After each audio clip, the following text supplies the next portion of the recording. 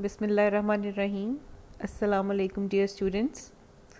Today we are going to complete the chapter we started previously, microcirculation and lymphatic system. We have covered the portion discussing the microcirculation within the capillaries. We studied how filtration took place at the arterial end and how fluid was reabsorbed at the venous end, and how this filtration was not exactly equal to the reabsorption, and there was some slight fluid which was left within the interstitial space.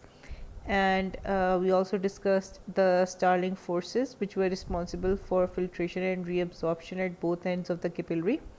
So now let us move on and start with the lymphatic system. Now, what is the lymphatic system? According to the definition, the slight excess fluid that is filtered into the interstitial space is returned back to the circulation via an accessory pathway called the lymphatic system. So, as you previously studied, that when fluid passes through a capillary, a lot of fluid is filtered and then reabsorbed, but the amount of reabsorption is not equal to the filtration, and there is some excess fluid which is left within the interstitial space. And if this fluid were not taken back and allowed to accumulate in this space, it would result in gross swelling or edema of the tissue. So, nature has provided a system to take this fluid back into the circulation, and this excess fluid is carried away by blind ended vessels known as the lymphatic vessels. Once this fluid enters these vessels, now it is known as lymph. So, the lymph flows within the lymphatic vessels and it is poured back into the circulation, into the venous circulation. So, the amount of fluid is restored within the blood. Another important function of the lymphatic system is to carry proteins from the interstitial space back to the blood. As you already know, that proteins that flow within the capillaries are not allowed to leave the capillaries and enter into the interstitial space because of the small pores within the capillary membrane. But sometimes when capillaries become leaky, proteins may be able to leak into the interstitial space. This loss of proteins into the interstitial space may become dangerous if they are not added back into the blood. Since these proteins which are filtered out at the arterial end are too large to be reabsorbed at the venous end, so they need an alternate route. This alternate route is provided by lymphatic vessels which have larger pores. So, lymphatic capillaries pick up these proteins which have leaked out of the arterial end of the capillaries and carry them back and pour them back into the blood, so there is no net loss of proteins. The third important function of lymphatic system is to provide immunity.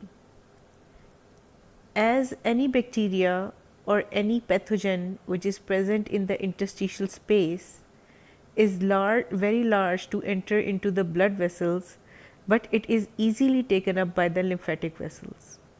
Once it enters within the lymphatic vessels, it is made to pass through lymph nodes which are present along the lymphatic vessels in multiple areas of the body.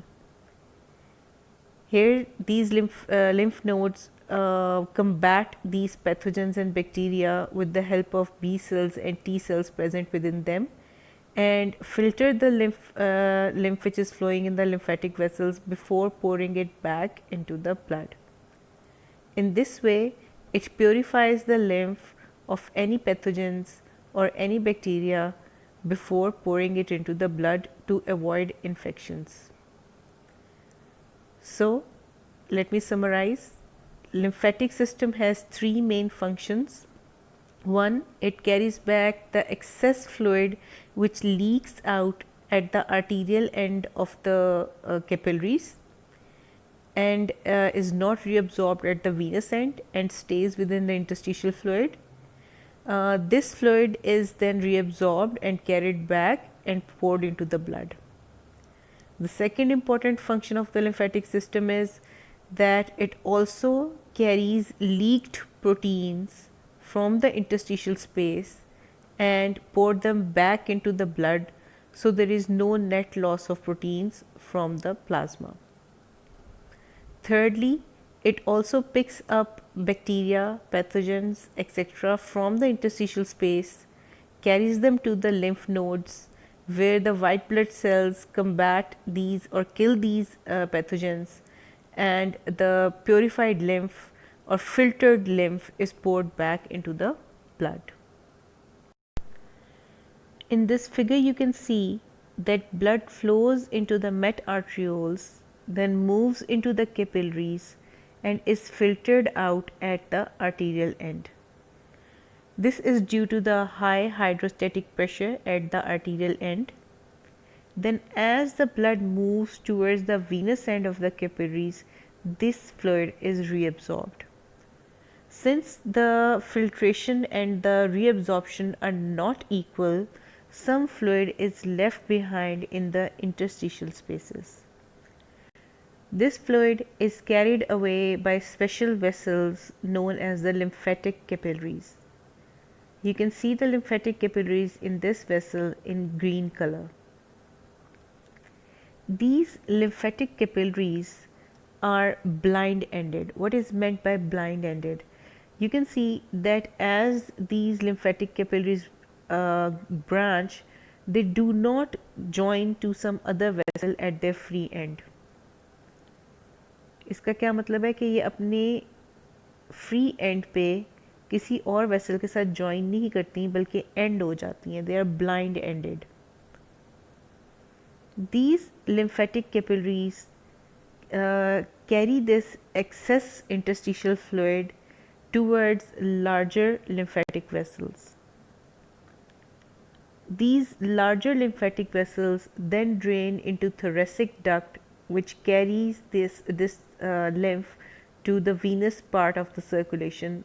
So the fluid which was picked up in the interstitial space can be added back into the blood to restore the volume of the blood. If there were no lymphatics present, the volume of the blood would greatly decrease and may even cause hypovolemia. The lymphatic vessels also carry large proteins which were filtered at the arterial end of the capillary but were too large to be reabsorbed at the venous end.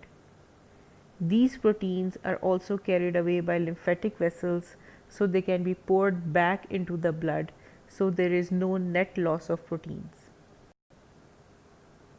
Let us now discuss the structure of capillary lymphatic capillaries.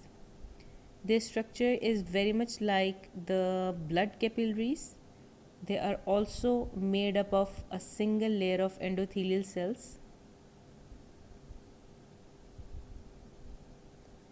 These endothelial cells overlap each other and form valves. Here you can see one endothelial cell is overlapping the next endothelial cells. The space between two endothelial cells act as pores, and this is where the fluid and proteins can enter. These valves are very important in ensuring one-way flow of fluid within the lymphatic vessels. When the fluid tries to flow backwards, these valves are closed shut.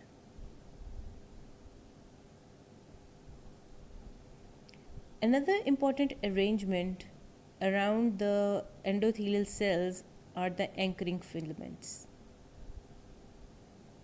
These anchoring filaments are thin thread-like structures which embed the endothelial cell wall to the surrounding connective tissue. This stabilizes the structure of the lymphatic capillaries. So let us discuss the formation of lymph. Actually, when the excess interstitial fluid enters into the lymphatic vessels, now it is known as lymph. It has the same composition as the interstitial fluid, and it has an average protein concentration of around 2 grams per deciliter. This concentration of proteins can be very high, even as high as 6 grams per deciliter in organs like liver. Since liver is involved in formation of proteins for all of your body, so the lymph which is produced within the liver has high quantities of protein such as 6 grams per deciliter. Another site where the lymph produced has high concentrations of protein is your intestines. The reason for this is that because the proteins that you eat and are absorbed in your intestines is carried to the blood circulation through the lymphatics. So the concentration of proteins here may be as high as 4 grams per deciliter.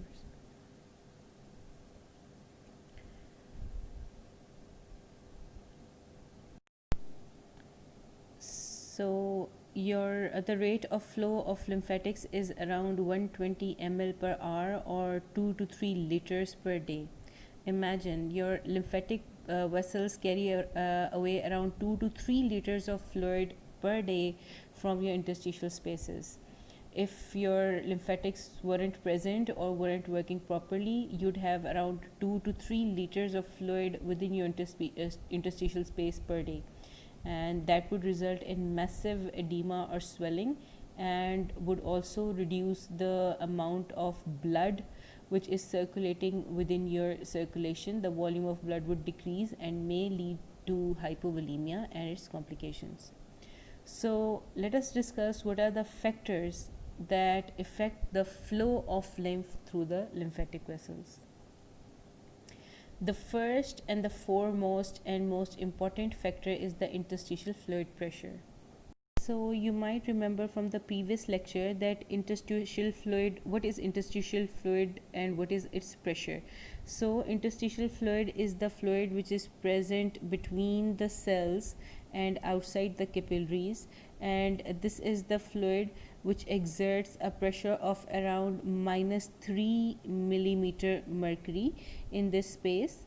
And it is seen from experimentation that when the interstitial fluid volume increases, the pressure in the interstitial space increases from -3 to less negative values of -2, -1, etc.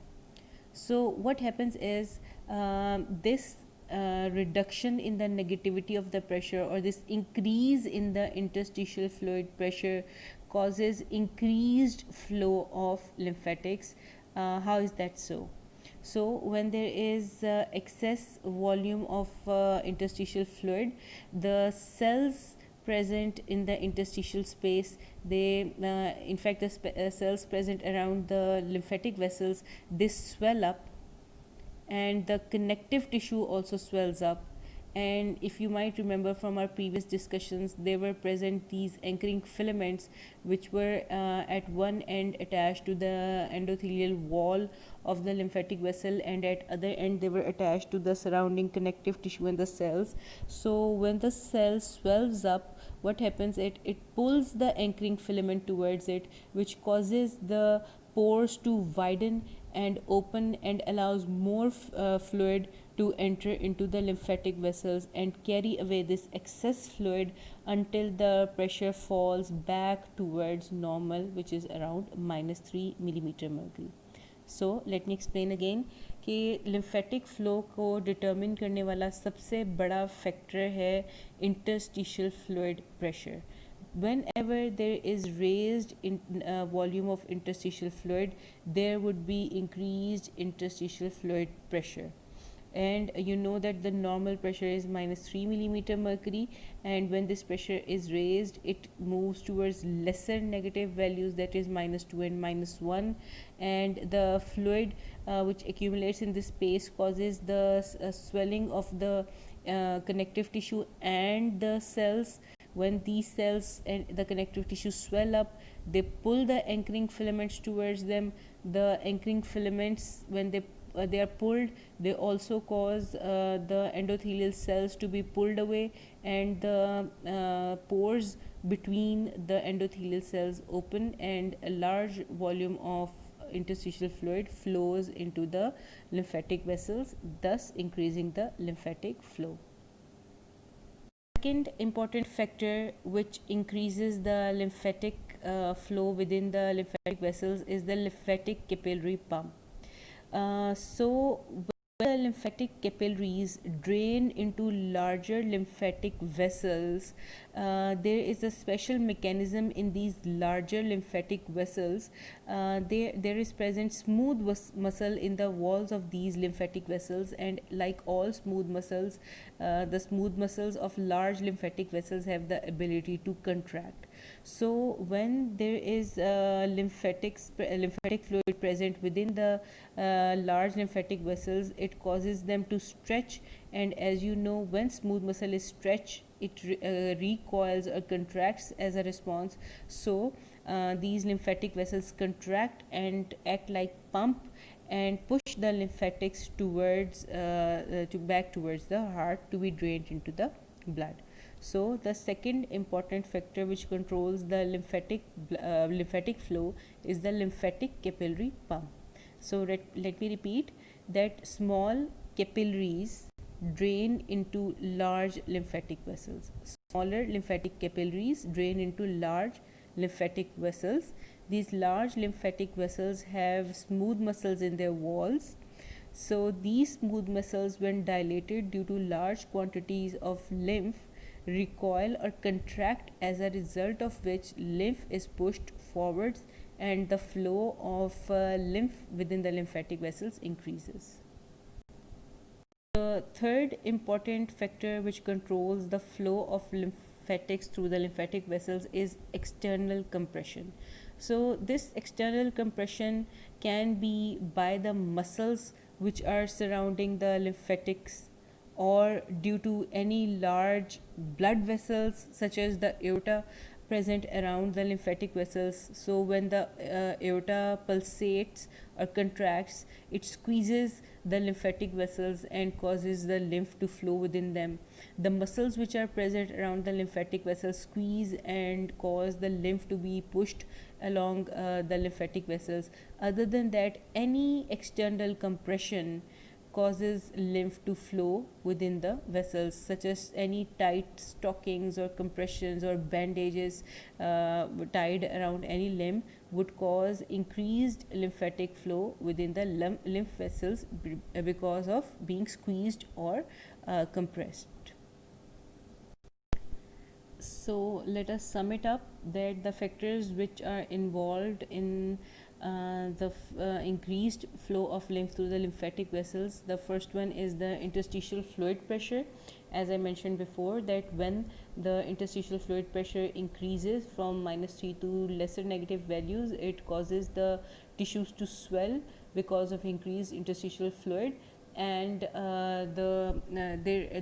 this results in the tugging of the anchoring filaments, which opens up the pores in the lymphatic vessels and allows large volume of fluids to flow into the lymphatic vessels.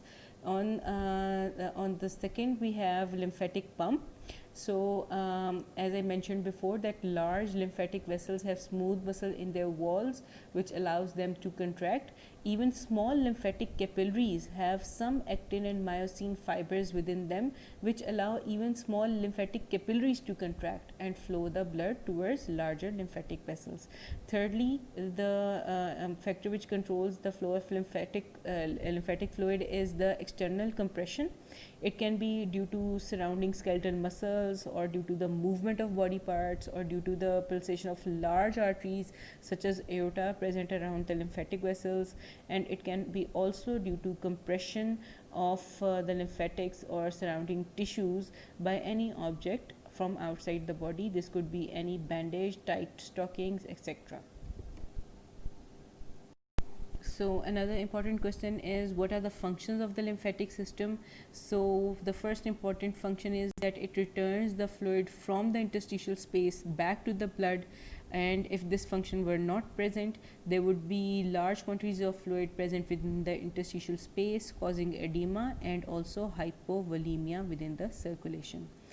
Secondly, it maintains the pressure and volume of the interstitial fluid. When the interstitial fluid volume rises, its pressure rises, the lymphatic vessel pores open up and lymphatic capillaries carry away this excess fluid. Thirdly, it carries proteins back to the blood. As I told you before, that the proteins which leak out of some leaky capillary at the arterial end and are too large to be reabsorbed at the venous end are carried away by the lymphatics and pour back into the blood. Thirdly, if any bacteria or pathogen gains entry into the tissues or tissue spaces after some cut or scrape or any damage to the tissue, these bacteria are carried away by the lymphatic vessels to lymph nodes, where they are destroyed or phagocytosed with the help of macrophages or neutralized with the help of antibodies. Secondly, more importantly, another important function of the lymphatic system is to provide nutrition to distal parts of the body. So where does this nutrition comes from? As I mentioned before, that proteins and fats which are absorbed from the GIT through special lymphatic channels, there are special lymphatic channels for the absorption of fat from your GIT, and these are known as lacteals. So this nutrition which is picked up from the GIT is carried to different organs of the body. So these are the functions of the lymphatic system. So now let us discuss a pathology related to the lymphatics.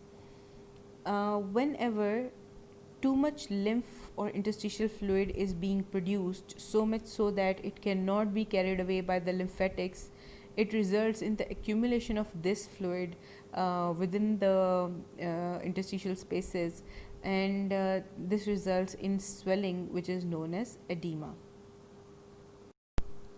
So, accumulation of fluid in the interstitial spaces is known as edema. What are the factors that cause edema? This is very important. You are going to study it now in circulation and then again in kidney.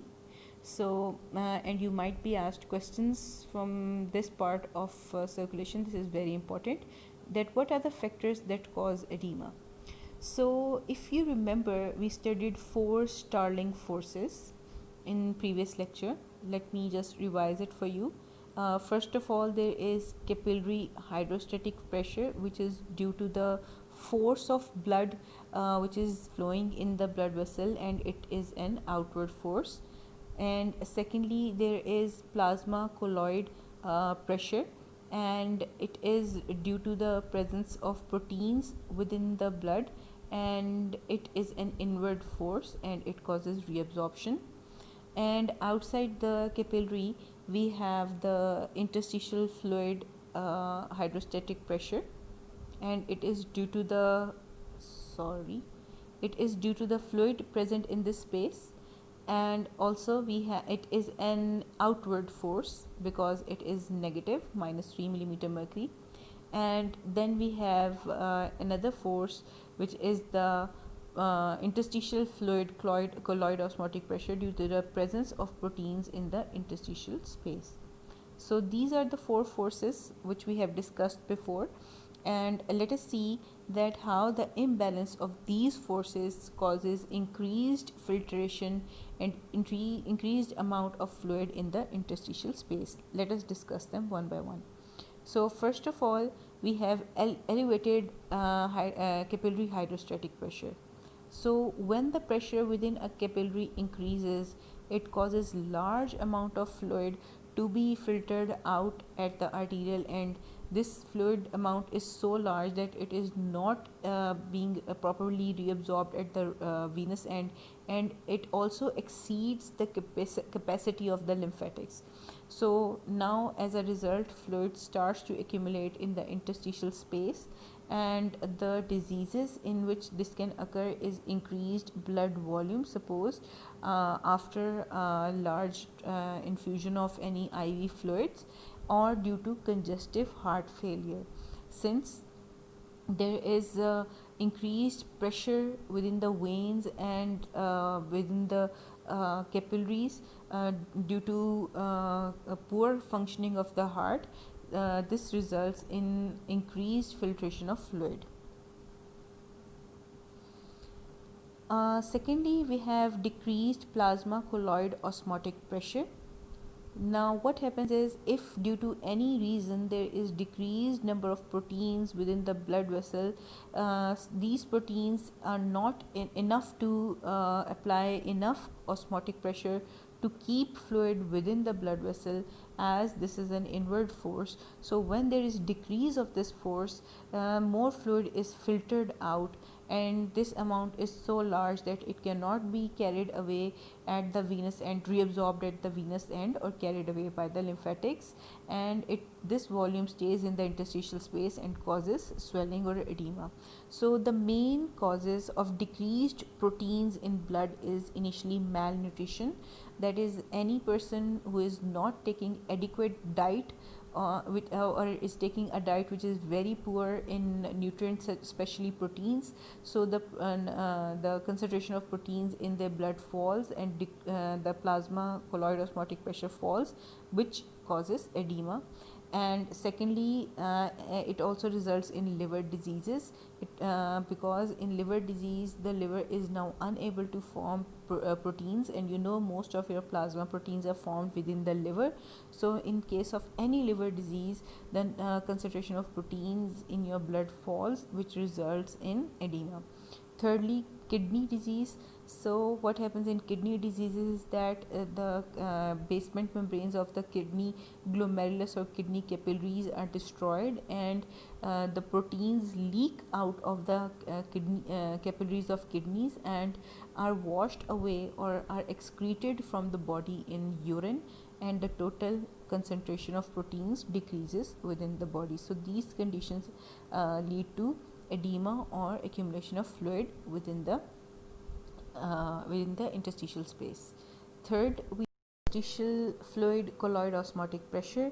As you remember from previous lecture, that normally very small quantities of protein are present in the interstitial space, and they exert a very minute pressure of around 8 millimeter mercury, and they are only able to pull out some water because of this minute outward pull.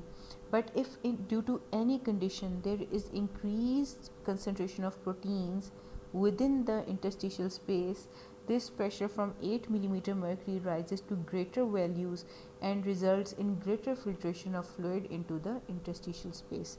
So what are the causes of raised number of proteins or concentration of protein within the interstitial space? The first one is tissue trauma. Whenever there is trauma to the surrounding tissue, it results in release of proteins from these tissues into the interstitial space. The second reason is burns. In case of burns, the blood vessels are damaged, the capillaries are damaged, they become leaky, and large quantities of proteins leak out of these blood vessels into the interstitial space. Also, the tissue around it is damaged, and it also releases its proteins into the interstitial space. Thirdly, we have inflammation, and inflammation also acts like burns, and it causes severe vasodilation in all of the blood vessels, and even capillaries are dilated, which causes their endothelial cells to move away and the pores to widen, which allows proteins to leak out of the capillaries into the interstitial space. So this is how increased concentration of proteins in the interstitial fluid causes edema. The fourth factor which causes edema is the increased interstitial fluid hydrostatic pressure. Now what does this mean? that there is increased fluid within the interstitial space, and this is due to obstruction of lymphatics. So what can cause the obstruction of lymphatics? It could be either due to a large tumor, any cancerous tumor, or if you accidentally ligate a lymphatic vessel during surgery, or if you have to remove the lymphatic vessel along with its lymph nodes during a surgery. What happens is the lymphatic vessels become blocked, they cannot carry away this interstitial fluid, and the interstitial fluid starts to accumulate in the interstitial space, and this causes edema. Another important factor which causes the obstruction of the lymphatics is the parasite filaria. It causes a disease known as filariasis or elephantiasis. This parasite lives within the lymphatic vessels, and when it grows, it blocks the lymphatic vessels and the lymph nodes, which does not allow the lymphatics to work properly and carry away the interstitial fluid, and interstitial fluid starts to accumulate in the interstitial space, which leads to edema.